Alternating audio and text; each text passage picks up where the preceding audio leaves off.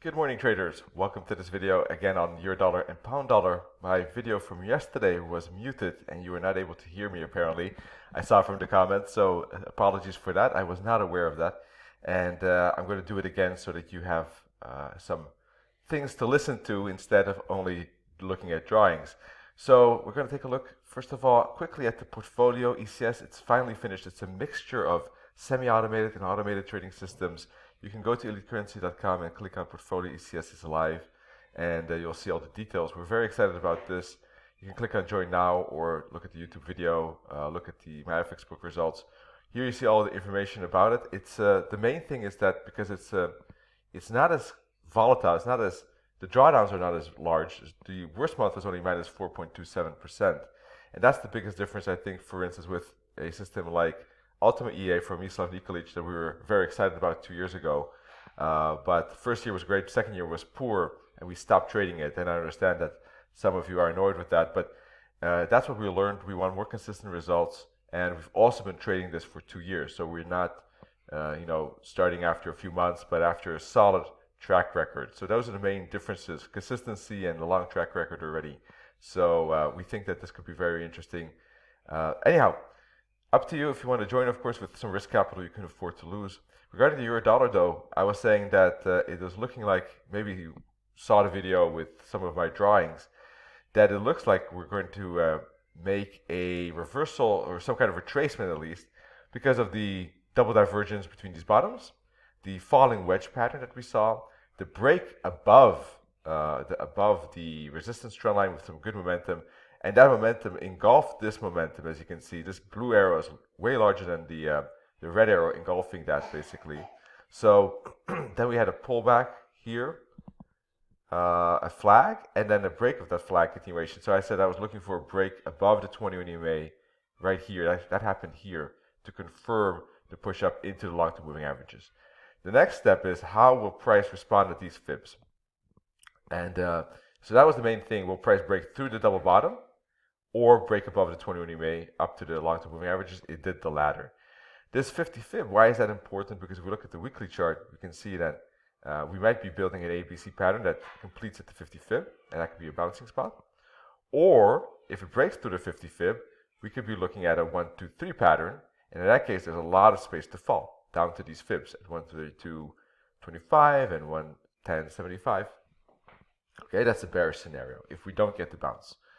If we do get the bounce, there are two scenarios. Either this is a retracement for more downside. It could easily still be a part of that wave 3, and this is just a minor pullback. Or if there's more substantial upside, then it could be part of a reversal. Okay, so far we're looking at basically a test of the 38.2 fib zone. So that's an important area where price will either bounce or break. Same with the 50 fib. If it shows a bounce, it could still be that this is a wave 4 and we're going down for a wave 5 of that wave 3, or even a wave 3 of wave 5 of 3, for instance. We can be going down for more downside. Okay, but if it doesn't make a bounce, or if it makes a mild bounce like a bear flag, bull flag, and then breaks up, then we could be looking at a reversal. A break above the 50 fib, to me, is looking like a reversal. Okay. So we have to see how price holds here. How does it respond to this zone? Is there a strong push down, correction, then a re-break below the 20 EMA is bearish? Or will price kind of linger here and then break higher? Then it looks bullish, all right? Will it reach the 50 or 50 fib, or will it bounce here? That makes a difference too, because the 50 fib is already weaker for the bears, right? If it bounces at 38.2 fib, then the bears are more in control. So for the moment, it looks like it's breaking actually slightly, but let's see. So for the moment, yes, we did get the retracement as expected yesterday, but now the question is, will price respond with a big bounce, pullback continuation, or will be their flag and follow through to the upside? And you can see here there's a bigger space between this 4 and this 6, and these long-term moving averages 4 and move up. If it does that, as you can see here, like this, from the 21 EMA to the 144 EMA, then eventually I wouldn't be surprised that there's some kind of pullback because of the double top. But then it does look bullish, and I would expect the breakout to test the higher tops up in here eventually. Okay, something like that. Up, down, up, for instance, on this daily chart. All right, pound USD. I said it looks bullish because of the fact that price has crossed over the 144 EMA and the 21 EMA has crossed over the 144 EMA. And this is looking like a flag, and then we expect a bounce and continuation higher. That was yesterday. So yeah, we're expecting that yesterday. So yeah, that was the main reason. The strong bullish push up, followed by pullback and bounce expected at this 21 EMA, 144 EMA zone, the support trend line. We got that now, and now we're pushing through this daily trend line and resistance trend line.